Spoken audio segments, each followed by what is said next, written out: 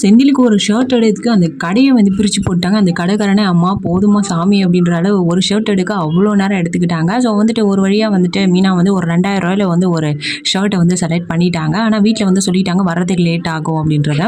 மீனாவும் கதிரும் வீட்டுக்கு வரதுக்குள்ளேயே வந்து பாண்டியன் எல்லாம் வந்து சீக்கிரமே கடைய மூடிட்டு வீட்டுக்கு வந்துட்டாங்க. "என்ன மீனா வரலையா?" எல்லாம் சொல்லிட்டு எல்லாம் ஷாக் ஆகுறாங்க. "இல்ல வேலை இருந்தது அதனால தான் வந்து லேட்டா வராங்க" அப்படின்னு சொல்லிட்டு ராஜு சொல்றாங்க. இந்த சைடு வந்துட்டு உடனே வந்துட்டு இவங்க 2 பேரும் பைய தூக்கிட்டு வந்த உடனே, "ஐய்யய்யோ! மாட்டுனோம். இவங்க வேற வந்துட்டாங்களா? என்ன சொல்ல போறதுன்னே தெரியலையே" அப்படின்னு சொல்லிட்டு மீனாவும் கதிரும் வந்து முழிக்கிறாங்க.